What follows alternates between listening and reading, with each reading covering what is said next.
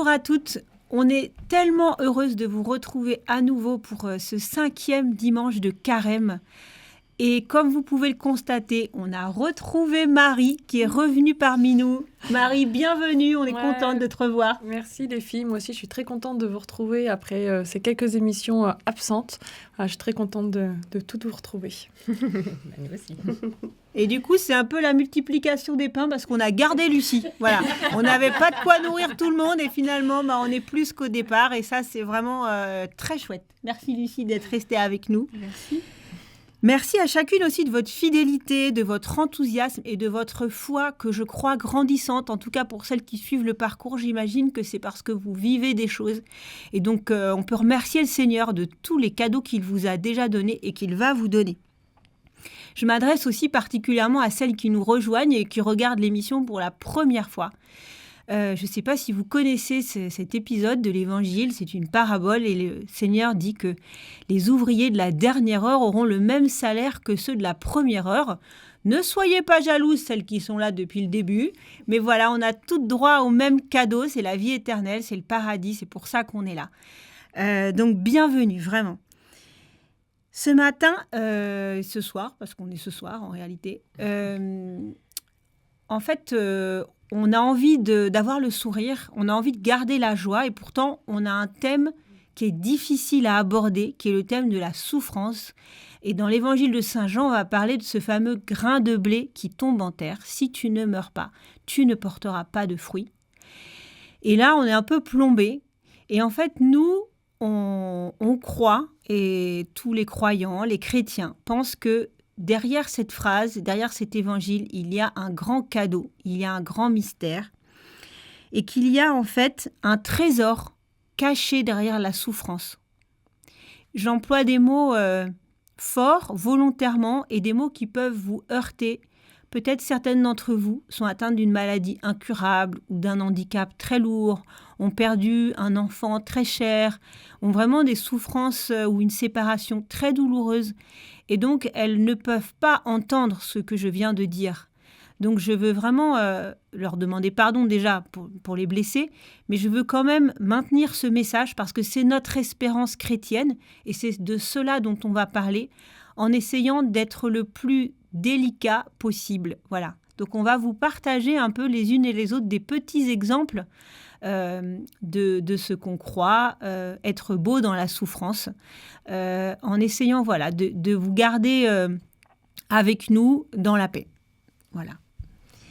Est-ce que Myriam, sur ce thème de la souffrance, est-ce que tu veux nous donner un petit témoignage ? Eh bien oui, j'aime beaucoup ce que tu dis, Juliette, sur l'idée d'être beau dans la souffrance.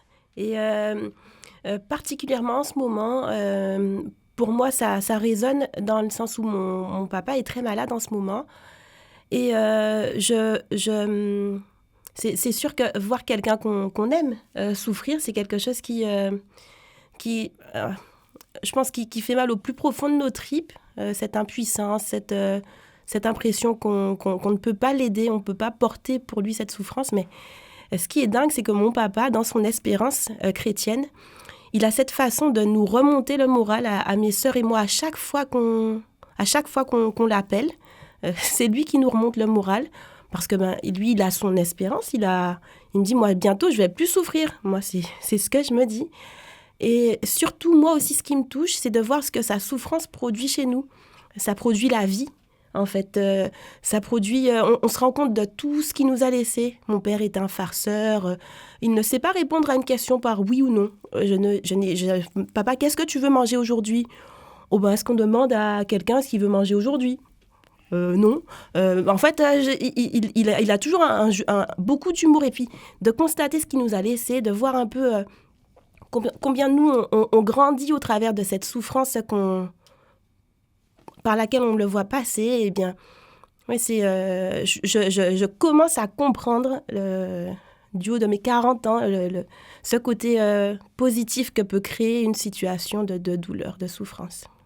Merci Myriam, tu parles là de la fécondité de la souffrance. C'est ça. C'est un thème pas facile, peut-être que Marie aussi, toi, tu Tu voudrais nous parler un peu de ce thème? Oui, je pourrais en parler un petit peu de différentes manières. Là, ce qui me vient à l'esprit, c'est notamment la souffrance que j'ai eue là récemment, parce que j'étais donc absente de quelques émissions parce que j'ai dû recevoir des soins en urgence. Et à travers cette épreuve et cette souffrance que j'ai ressentie, qu'elle soit physique ou morale, il y a eu des beaux fruits. Et notamment pour cette émission aussi, puisque Lucie nous a rejoints. Et c'était pas du tout prévu. Et ça s'est fait comme ça, dans l'urgence aussi. Et c'est finalement quelque chose de très beau qui s'est passé pour nous, pour notre groupe, pour l'émission. Et voilà. Et donc, à travers cette difficulté, cette souffrance, il y a eu du beau, du partage, beaucoup de joie. Et voilà, donc c'est sûr qu'à chaque lot de souffrance, il y a toujours une frange d'or dans le nuage noir. J'aime beaucoup cette phrase. Merci Marie. Et aussi ton épreuve, ça nous a permis de rejoindre toutes celles qui souffrent et qui nous écoutent. Oui. Et grâce à, c'est toi aussi qui nous avait partagé ça, nous avait dit, n'hésitez pas à bien penser à toutes les femmes qui seront dans des temps de souffrance. Voilà, donc ça a permis ça aussi. Merci Marie. Ce que tu dis, ça fait écho à une partie de ma vie, la naissance de mon troisième enfant, Victoire, qui est née très prématurément. Et ça a été, on s'attendait à ce qu'elle arrive très vite, mais ça a été quand même un grand choc de l'avoir si petite, si fragile. Et puis, impossible de prier pour moi dans cette épreuve. Il y avait d'autres enfants qui étaient malades autour. Donc, demander au Seigneur, viens sauver mon enfant, j'en étais pas capable.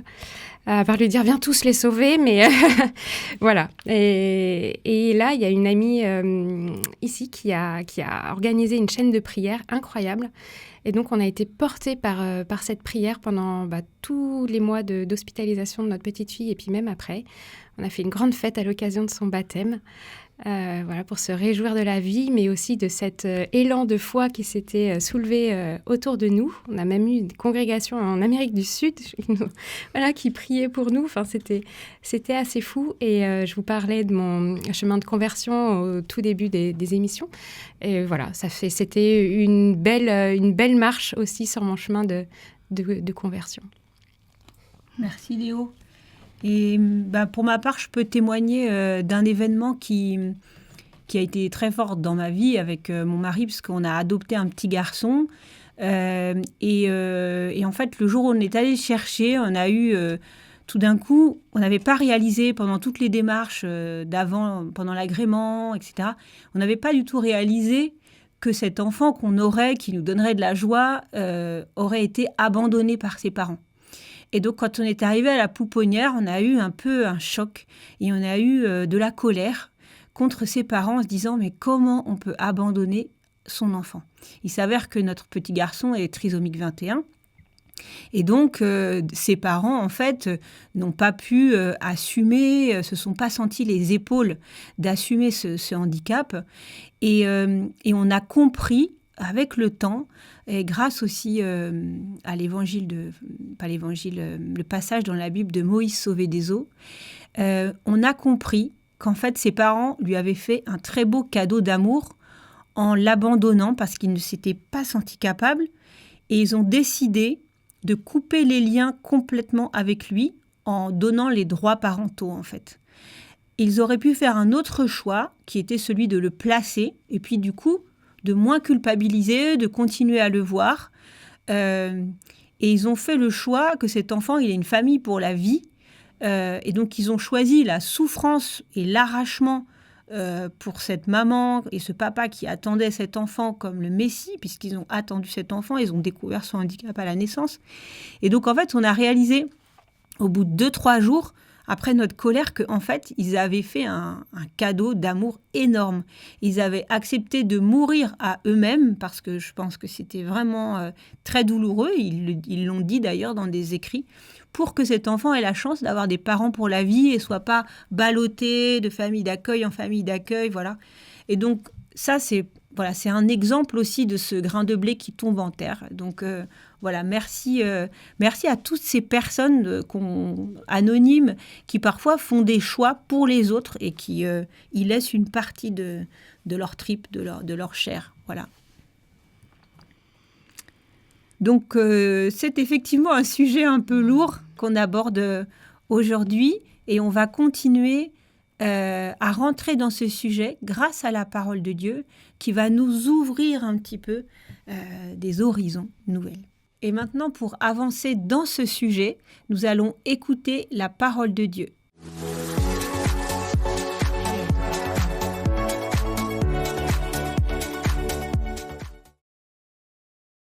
Évangile de Jean. En ce temps-là, il y avait quelques Grecs parmi ceux qui étaient montés à Jérusalem pour adorer Dieu pendant la fête de Pâques. Ils abordèrent Philippe, qui était de Bethsaïde en Galilée, et lui firent cette demande. « Nous voudrions voir Jésus. » Philippe va le dire à André, et tous deux vont le dire à Jésus. Alors Jésus leur déclare, « L'heure est venue où le Fils de l'homme doit être glorifié. Amen, amen, je vous le dis, si le grain de blé tombé en terre ne meurt pas, il reste seul. Mais s'il meurt, il porte beaucoup de fruits. Qui aime sa vie, la perd. Qui s'en détache en ce monde, la gardera pour la vie éternelle. Si quelqu'un veut me servir, qu'il me suive. Et là où moi je suis, là aussi sera mon serviteur. Si quelqu'un me sert, mon Père l'honorera. Maintenant, mon âme est bouleversée. Que vais-je dire ? Père, sauve-moi de cette heure ? Mais non, c'est pour cela que je suis venu à cette heure-ci. Père, glorifie ton nom. Alors du ciel vint une voix qui disait « Je l'ai glorifié et je le glorifierai encore. » En l'entendant, la foule qui se tenait là disait que c'était un coup de tonnerre. D'autres disaient « C'est un ange qui lui a parlé. » Mais Jésus leur répondit « Ce n'est pas pour moi qu'il y a eu cette voix, mais pour vous. Maintenant a lieu le jugement de ce monde. Maintenant, le prince de ce monde va être jeté dehors. Et moi, quand j'aurai été élevé de terre, j'attirerai à moi tous les hommes. » Il signifiait par là de quel genre de mort il allait mourir. Merci Myriam pour la lecture de ce texte. Et maintenant, nous retournons à Paris avec Aurélie et le père Philippe Marcet pour le décodeur.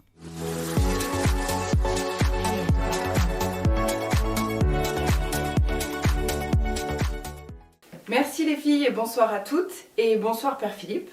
Alors on approche de la fin du parcours, on est presque à la fin du carême, mais on a encore beaucoup de questions pour vous parce que le texte d'aujourd'hui est très beau, c'est le grain de blé qui meurt en terre, mais c'est un texte qu'on n'a pas forcément très envie d'entendre parce que franchement ça fait pas rêver, cette invitation à mourir en terre, si tant est que ce soit nous le grain de blé.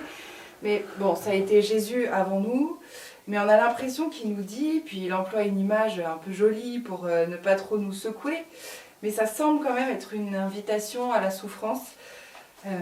Et Père Philippe, là, nous, on sèche un petit peu parce que, oui, on connaît la souffrance dans nos quotidiens de manière plus ou moins grande, intense.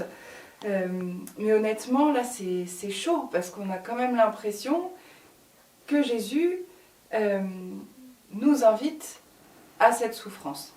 Et on voudrait comprendre, déjà si on a raison, et ce que Jésus veut nous dire dans ce texte. Et pour une fois, donc on a une seule question. Quel est le sens de cette souffrance qui nous est proposée dans ce texte ? Grave question, douloureuse question, parce qu'elle traverse toutes nos vies humaines. Et je pense que là aussi, chaque fois qu'une question se pose, il faut d'abord se poser la question comment Jésus en parle et non pas comment moi je me réfère ou je peux faire face à la souffrance. Jésus n'a jamais sanctifié la souffrance. Il voyait des aveugles, il les guérissait, il voyait des lépreux, il les guérissait, il s'est mis à pleurer devant la tombe de Lazare, il a pleuré sur Jérusalem, il a angoissé à Gethsémani. Donc Jésus est un combattant contre la souffrance et il n'est pas pour lui la souffrance est un ennemi et pas un allié. Donc il ne va pas nous demander de souffrir.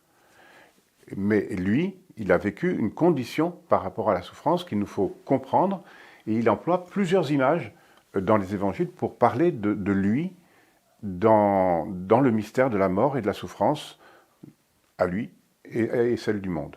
Et aujourd'hui, il emploie donc cette image du grain de blé qui est tombé en terre. Et quand il commence à parler du grain de blé, si vous fermez les yeux et que vous vous rappelez l'évangile qu'on vient de lire, on se croirait transporté à Gethsémani. Quoi, Père, l'ange qui vient, la parole de Dieu qui vient, vais-je laisser cette heure, enfin, il faudra relire l'évangile exact. En fait, Jésus est en train, Saint Jean qui écrit cet évangile, est en train de décrire ici, a commencé de décrire la passion de Jésus.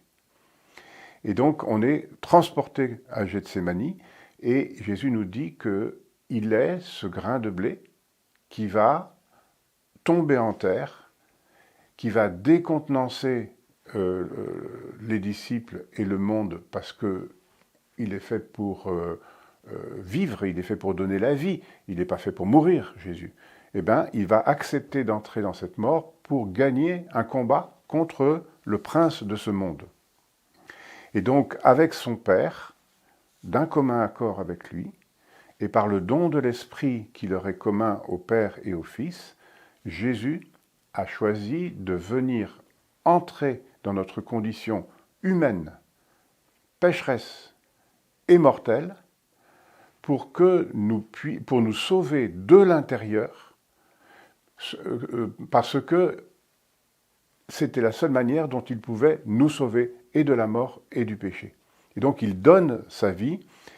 C'est comme si la mort était un virus et que la résurrection était un vaccin.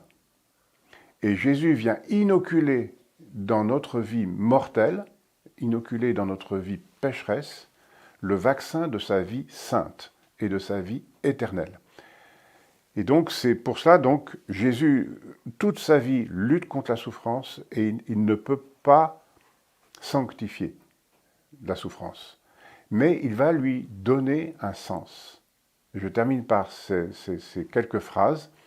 Jésus n'explique pas la souffrance, il monte sur la croix. La souffrance est toujours une croix pour celui qui la porte, mais elle peut devenir une porte pour celui qui croit. En Jésus, vrai homme, vrai Dieu. Merci beaucoup, Père Philippe, pour ces explications assez profondes, qui, je pense, pourront nous porter pour cette dernière semaine de Carême avant la Semaine Sainte. Donc, je vous propose de vous retrouver la semaine prochaine pour le Dimanche des Rameaux. Merci beaucoup. Et à vous le studio.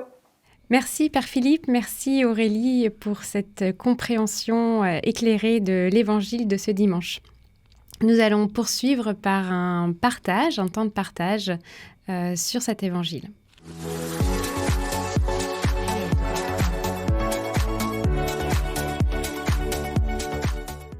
Dans ce temps de partage, nous vous proposons une autre façon de découvrir l'Évangile en vous mettant à l'écoute d'un mot, par exemple, qui résonne en vous, ou bien d'en faire une lecture sensible en vous mettant à l'écoute de vos sens, les sons, les lumières, voilà, tout ce qui peut vous toucher différemment qu'une simple lecture plus intellectuelle, je dirais. Juliette, est-ce que tu voudrais commencer ce tour de table en nous partageant un mot qui a particulièrement résonné ou autre de cet évangile ? Ce qui m'a marqué dans le texte, c'est « qui aime sa vie ». J'ai bien aimé cette parole parce que par rapport au thème qu'on a évoqué avant, au thème de la souffrance qui est difficile, ça m'a... Je l'avais jamais lu en fait, cette partie-là. « Qui aime sa vie ». Et après, Jésus dit « la perd ». Qui s'en détache en ce monde la gardera pour la vie éternelle. Et donc, ça, en fait, je trouve que ce qui m'a touchée, c'est que ça vient complètement prendre à contre-pied l'idée de la souffrance masochiste. Voilà. C'est vrai que c'est un mystère, mais en tout cas, il y a cette parole de qui aime sa vie, et moi, j'aime la vie. Et donc voilà, j'aime bien cette parole dans cet évangile. Jésus ne nous demande pas d'haïr la vie ou de la maltraiter, de se maltraiter. Voilà, c'est plutôt une invitation à aimer la vie. Moi, je le reçois comme ça, dans ce qu'il y a de beau. Voilà. Donc c'est ça qui m'a touchée dans ce texte. Merci. Lucie, est-ce qu'il y a quelque chose que tu pourrais nous partager ? En fait, moi, j'étais simplement touchée par le mot tonnerre et cette idée que la voix de Dieu le Père, qu'on n'entend pas beaucoup dans les Écritures, surtout dans les Évangiles, je peux dire, c'est vraiment autour de Jésus, la présence de Jésus. C'est magnifique, en fait, de voir la présence réelle du Père aussi.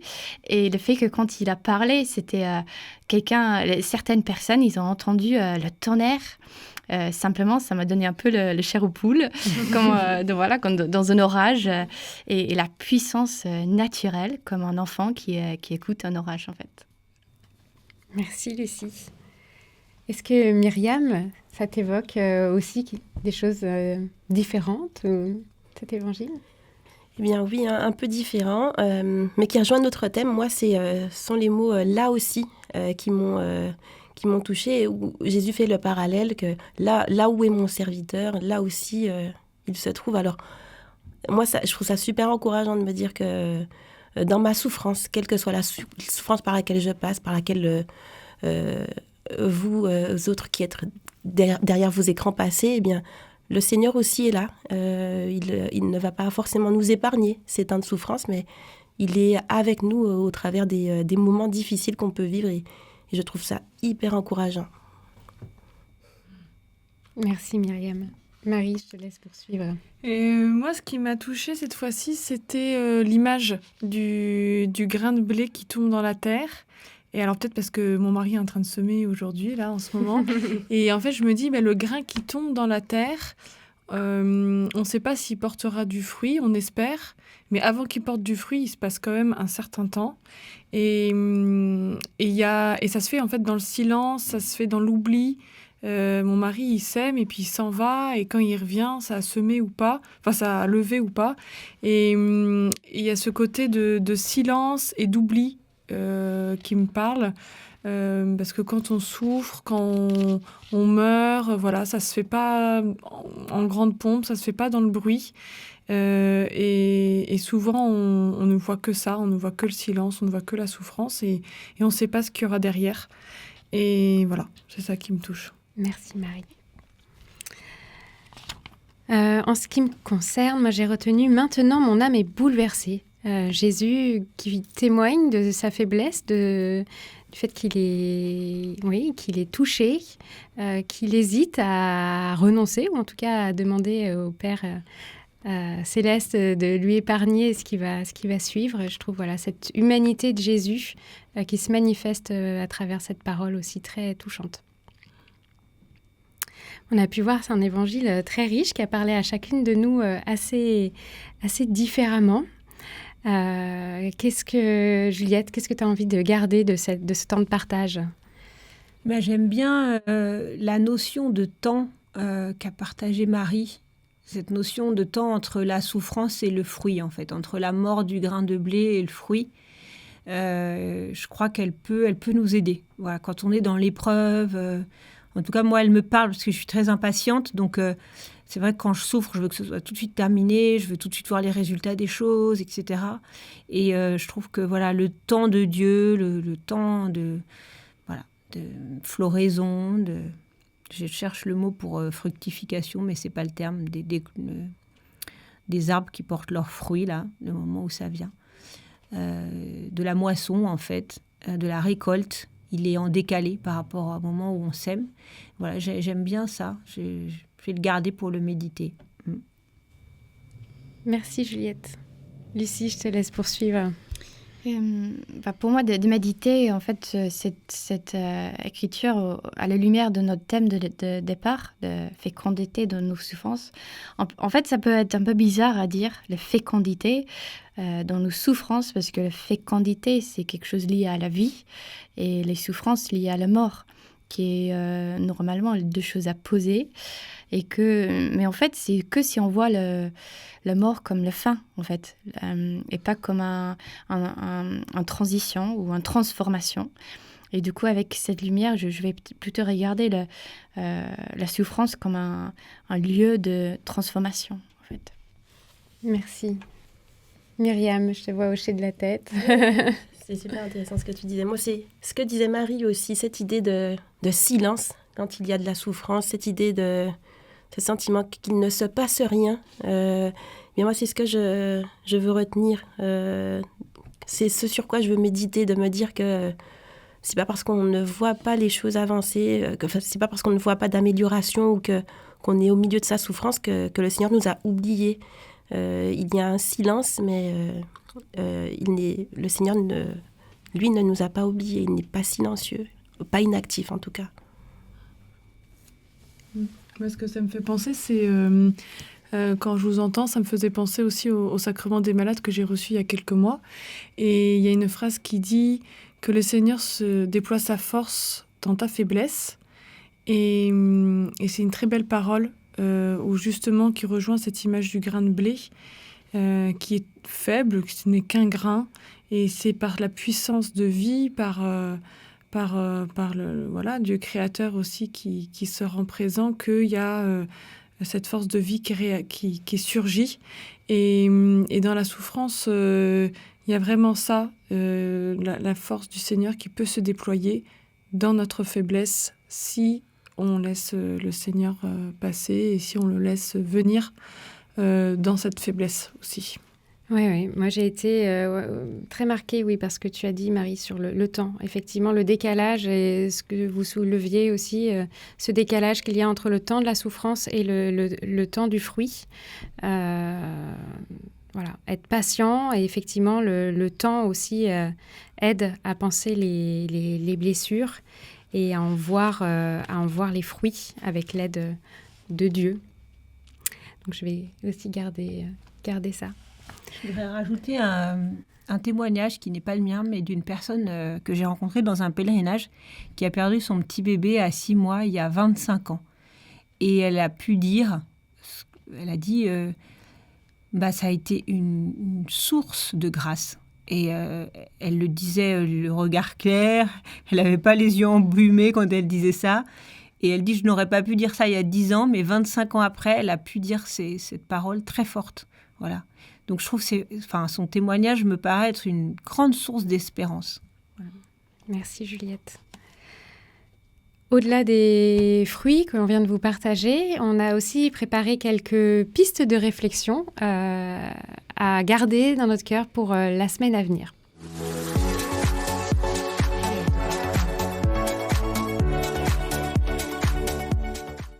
Eh bien, on arrive donc à nos pistes de la semaine qu'on veut vous partager.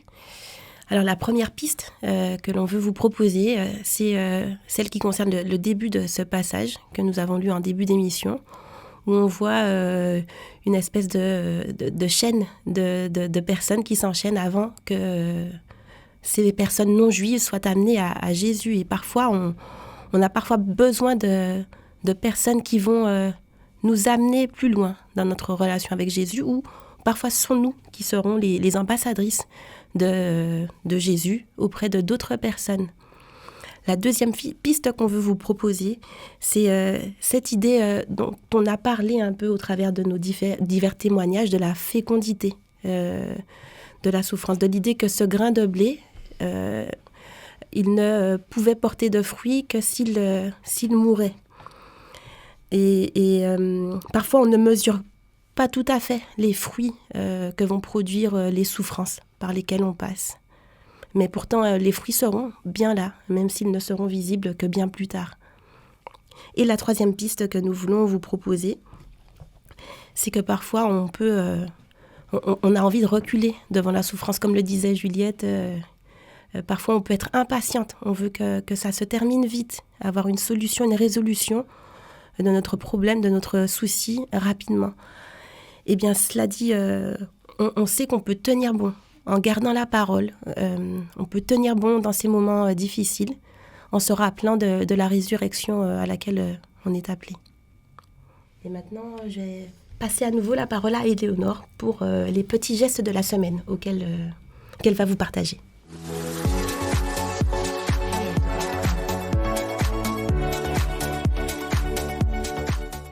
Alors cette semaine, c'est un élan du cœur auquel on voudrait vous inviter. Ce n'est pas un geste à proprement parler. Il s'agit de poser un oui, d'aller dire oui à des événements qui nous ont blessés, qui nous tourmentent ou qu'on refuse d'accepter. Ça peut être des choses très difficiles comme une maladie, la maladie d'un proche, une séparation, un deuil. Ça peut aussi être des choses beaucoup plus légères, des traits de caractère de personnes avec qui vous vivez au quotidien, que ce soit vos enfants, votre colocataire, votre voisine, votre mari, qui vous irritent un peu au quotidien. Et ben voilà, on vous invite à lâcher et à accepter les situations qui se présentent à vous,